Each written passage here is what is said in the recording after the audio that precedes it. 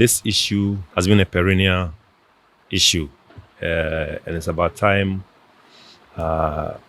this government solve this issue once and for all, because successive governments have come, which they have been part of the successive government. They have come, and I would say all governments have not had the political will, to solve this problem once and for all. So once it has reared its head again, it gives the government opportunity to try as much as possible and solve the problem once and for all.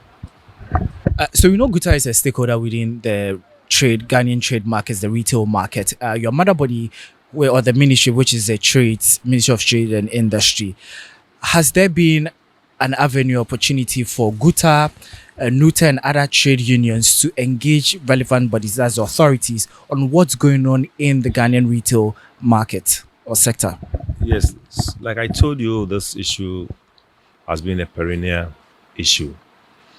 Successive governments have come and gone, as I told you initially, and they have not been able to solve this problem. What they've been doing is to form task forces, because of the engagement that you asked me.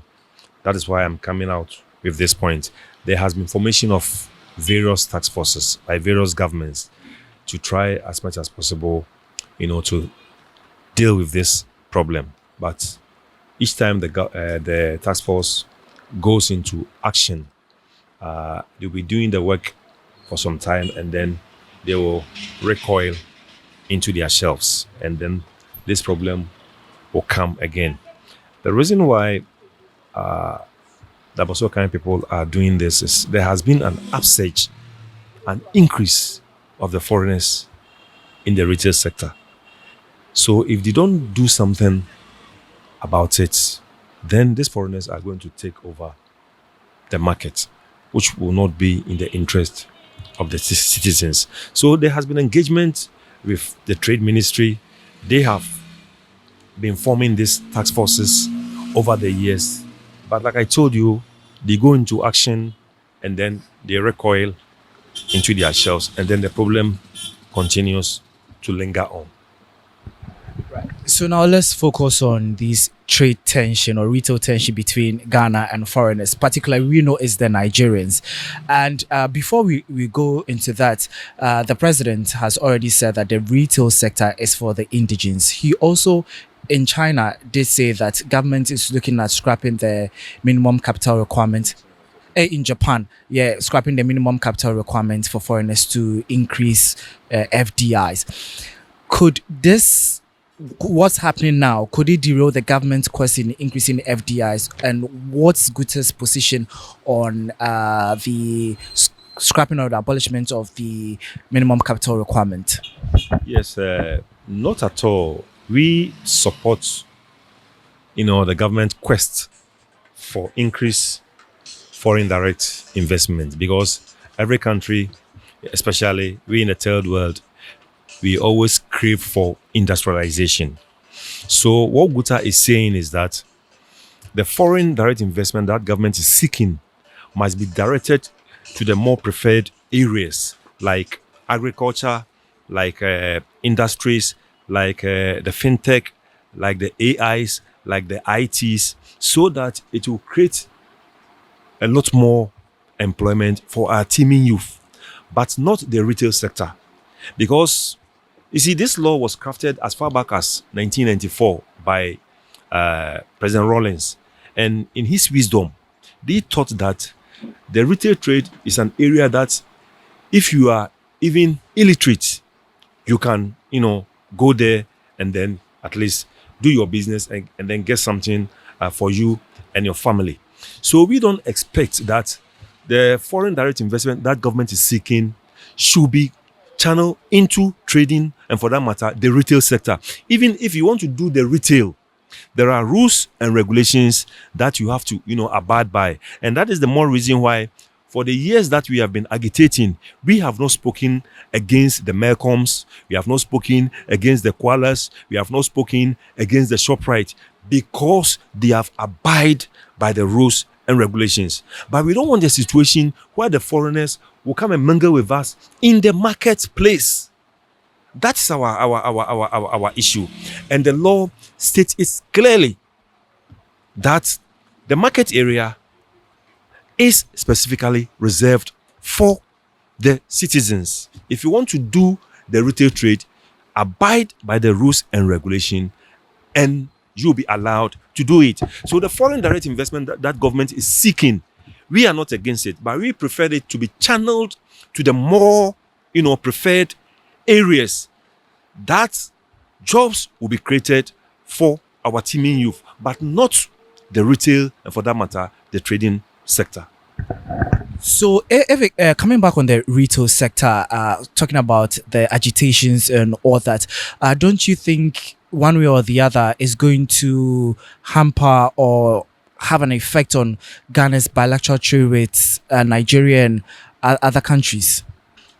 No, because let me tell you, each and every country has got its own investment laws. Ghana has its investment laws. Nigeria has its investment laws. If we even want to talk about ECOWAS, which Nigeria belongs to, and Ghana also belongs to ECOWAS, there are protocols within the ECOWAS that each and every country must abide by.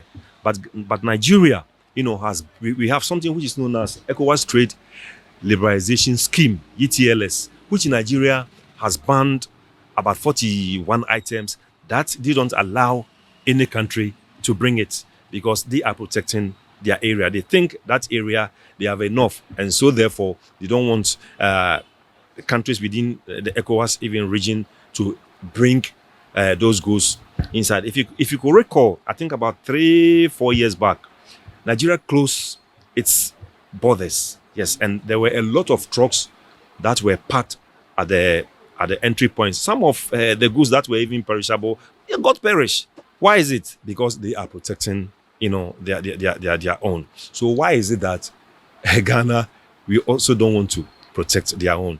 If we even talk about even the Africa Continental Free Trade, the Africa Continental Free Trade talks about rules of origin. And the rules of origin means that the goods that we are supposed to trade in must be the goods that are manufactured within Africa, but not a third party. So what we are saying is simple: abide by the rules and regulations, and we don't have anything, bad to do with anybody. So there's this school of thought that Ghanaian retailers are angry because their products are left unattended to because of pricing, because Nigerians are more considerate when it comes to pricing as compared to fellow Ghanaians. Do you subscribe to that, and how true is that in the market? That statement is flawed, because we are talking about two different countries with two different taxes, two different import regimes. As in pricing in the Ghanaian retail market. Yes. I'm making a point. Prices are made according to the cost of your goods, the cost that you incur. That will arrive at whatever price that you want to sell your goods. You understand? So we take loans 30-35%. We pay higher import duties. We pay higher import VATs. So you don't expect that if I am selling my goods and then maybe a foreigner, for that matter, Nigeria, as you mentioned, who has also brought his goods, because we all go to the Far East, we make imports, they bring their imports to their home country, cleared the goods there, and then find ways and means to bring their goods through the eastern corridor to Ghana here without paying any taxes. Maybe apart from the duties that they pay in their country, which is far more less than what we pay in Ghana here. So definitely, when we are all selling, you should know that our cost price will definitely be higher than those ones from Nigeria, because I've given you factors that contribute, to a costing of goods, and we take we take the duties into consideration, we take exchange rate into consideration, we take loans into consideration, we take VAT into consideration, we take cost of even shipping lines, the charges that the shipping lines charges. We take all into consideration before we come out with our prices. And if you compare all this costs that I've enumerated to you, those pertaining in Nigeria is far cheaper than what pertains here. So definitely, our price will not be the same as someone or a Nigeria who has brought his goods from Nigeria and selling. So that accounts for the variation of prices that people always talk about it. So let's try and wrap this conversation up. We know your members have been complaining for years. You also did mention that successive governments have come up with a task force but has yielded no result. Yesterday was the 3-day ultimatum ended. We heard news broke that shops were being closed, some tagged it as unlawful and all that. Now, a 2-week window has been given to these retailers, Nigerian retailers, to go through the laws. If they are ready, they should come back to the association, or they should come back to the negotiation table and judge. After the 2 weeks, if nothing is being done by these foreigners, what's the next line of action for Ghanaian retailers?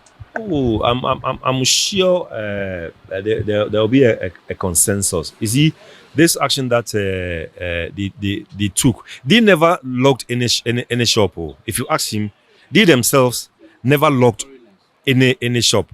But it was an exercise that they undertook, and what they said was that if you are operating within this area and you know that the law does not allow you, to operate within this area, you have to advise yourself. And that is the reason why they themselves close.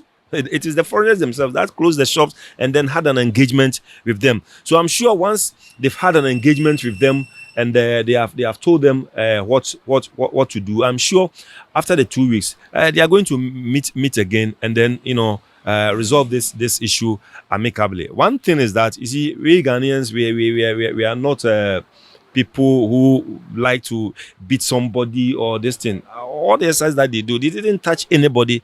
It was cool. So I'm very sure that after the 2 weeks that they have given them, they will go back to the negotiating table, and then I'm sure each and everyone will try to meet halfway, so that consensus will be built, and this issue will be put to rest. Like I told you earlier on, the issue is because the rose up was that there has been an upsurge, and they keep on coming.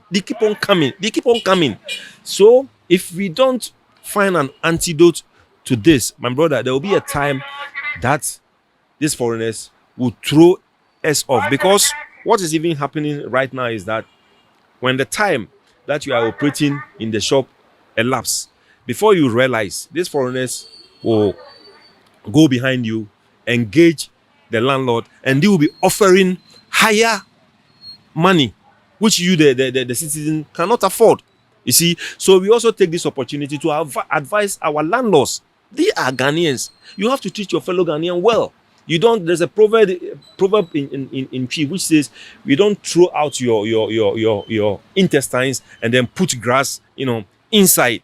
So they must also see that they are dealing with their fellow Ghanaians. That's for money. Everybody like money, but then they shouldn't go on that tangent, because if they go on that tangent, then it will be a time that all the citizens will be out, and then foreigners will take over, and that is why they acted.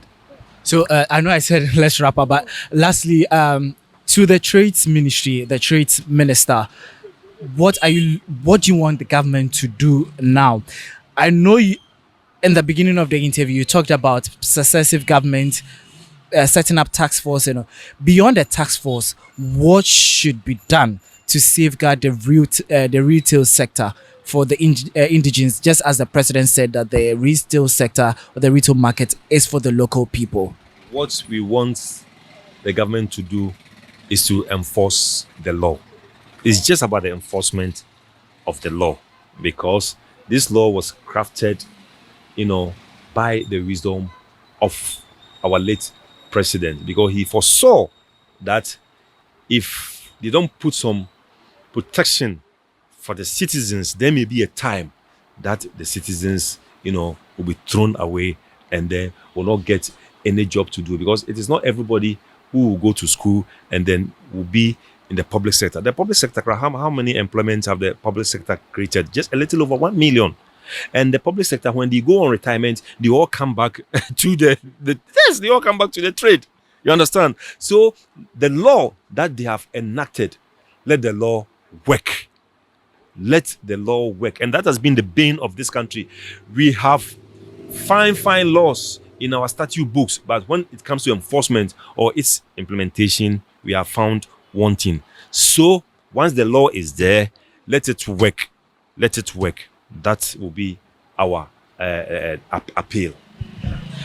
So you heard the Vice President of GUTA in the person of Clement Boateng. He shared his thoughts on the recent trade agitations in the country. He also spoke about Ghanaian retailers, their quest to secure the retail market for the local people. So this for GhanaWeb TV. My name is Cecil Prempe.